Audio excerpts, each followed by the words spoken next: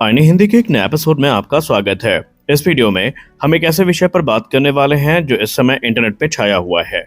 क्या भारत को बहुत जल्द फिफ्थ जनरेशन स्टेल्थ फाइटर मिलने वाला है? और जिस चीज का इंतजार शायद हम लोग कर रहे थे, क्या हमारा वो सपना सच होने वाला है? क्या रूस का SU-57 फैलन भारतीय वायुसेना में शामिल हो सकता है? और क्या यह कदम सिर्फ एक खरीद नहीं बल्कि चीन और पाकिस्तान को सीधा भारत का संदेश होगा? आज के इस वीडियो में हम इसी विषय पर बात करने वाले हैं कि आखिरकार SU-57 चर्चा में क्यों है, द ट्रिब्यून की वो कौन सी ऐसी रिपोर्ट है जिसको लेकर हड़कंप मचा हुआ है, और इस रेस में F-35 पीछे क्यों छूट चुका है, एमका कब आएगा, और क्या सच में SU-57 MKI आने वाला है। यानी बहुत सारे आपके जो प्रश्न हैं उनका उत्तर भी इस वीडियो में संलग्न है, तो वीडियो को अंत तक जरूर देखिए। चलिए शुरू करते हैं आज का अपना ये वीडियो। दोस्तों, हाल ही में भारत ने रसाल्ट राफेल को शामिल करने का फैसला किया है, जो कि 114 की संख्या में होंगे, और ये 4.5 जनरेशन के जो एयरक्राफ्ट है भारतीय वायुसेना की ताकत को बढ़ाने में अपना योगदान देंगे। लेकिन ये एयरक्राफ्ट काफी बेहतरीन है, इसमें कोई डाउट नहीं है। लेकिन समस्या ये है कि हमारे पड़ोस में चीन पहले से ही फिफ्थ जनरेशन फाइटर एयरक्राफ्ट जैसे कि चेंगडू J-20 है उसको ऑपरेट कर रहा है। न सिर्फ ऑपरेट कर रहा है बल्कि सैकड़ों की संख्या में ये एयरक्राफ्ट भारत के निकटवर्ती जो सीमा है वहां पर डिप्लॉय भी कर दिए गए हैं। अब समस्या सिर्फ J-20 नहीं है। आपको तो पता है कि चीन already 6th generation fighter aircraft को भी टेस्ट कर रहा है, और J-20 के अलावा उनका शेन्यांग J-35 भी अपने डिप्लॉयमेंट के काफी करीब पहुंच चुका है। हालांकि J-35 से भारत को अगर चाइना यूज करता तो सीधे थ्रेट शायद उतनी ना होती, लेकिन सबसे खास बात यह है कि उसने शेन्यांग J-35 को पाकिस्तान के समक्ष प्रस्तुत कर दिया है।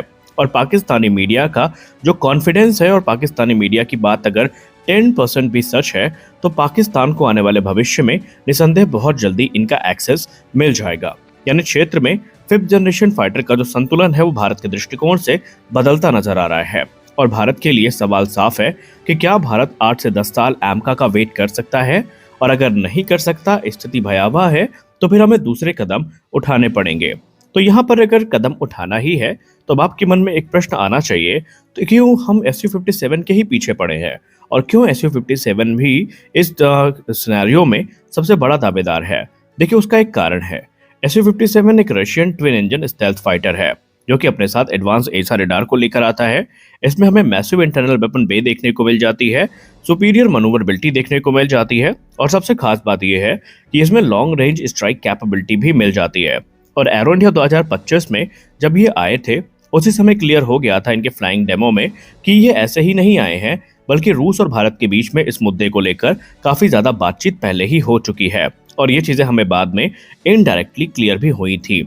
इसका सबसे बड़ा फायदा ये है कि भारत पहले से सुखोई 30 MKI को ऑपरेट करता है, और आप सब जानते हैं कि भारत ने बाकायदा आत्मनिर्भर बनने के लिए ये भविष्य की जो संकट है उनको पहले ही भांपते हुए जो लॉजिस्टिक नेटवर्क है वो पहले ही तैयार कर लिया है। HAL की नासिक प्रोडक्शन लाइन में अच्छा खासा जो इंफ्रास्ट्रक्चर है ये पहले ही बन के तैयार है।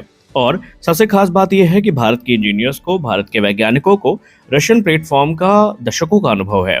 फिर चाहे वो MiG-21 हो, चाहे वो MiG-27 हो, चाहे वो MiG-29 हो, या SU-30 MKI हो। इसीलिए एक्सपर्ट्स मानते हैं कि अगर SU-57 फैलन आता भी है तो इनका इंडक्शन काफी तेज हो सकता है, और इनके रखरखाव में भारत को बहुत ज्यादा स्ट्रगल नहीं करना पड़ेगा।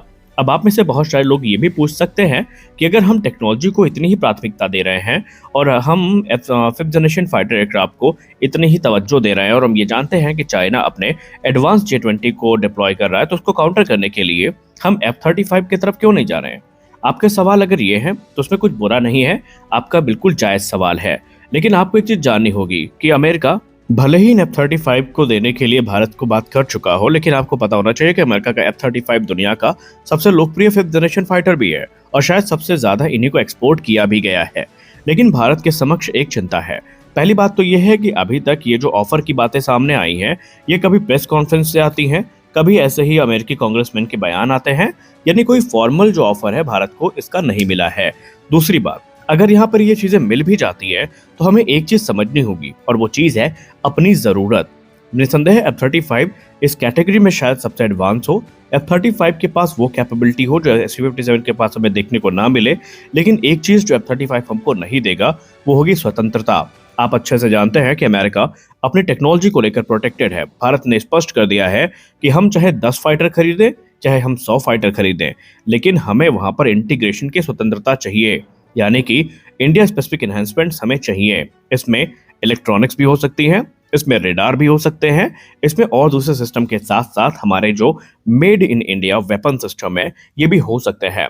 अब इसमें अस्त्र मिसाइल हो सकती है, रुद्रम मिसाइल हो सकती है, ब्रह्मोस एनजी हो सकती है। और अब आप कल्पना ही करिए, आपको आपका उत्तर मिल जाएगा कि एक रशियन प्लेटफॉर्म जो कि ब्रह्मोस एनजी है, क्या अमेरिका इसकी परमिशन कभी भारत को देगा? लगभग जवाब होगा ना। और यही चीज है कि F-35 को भारत फिलहाल कंसीडर नहीं कर रहा है। और सबसे खास बात तो यह है कि अमेरिका की एक बुरी आदत जो आप सब जानते हैं वो है ऑपरेशनल निगरानी की। अमेरिका जिन भी देशों को अपने प्लेटफॉर्म में एक्सपोर्ट करता है उस पर बारीकी से नजर बना के रखता है कि वो कैसे यूज किए जा रहे हैं, कहाँ उनका यूज किया जा रहा है। और यही सारी चीजें जो हैं भारत को इस डील से दूर लेके जाती है।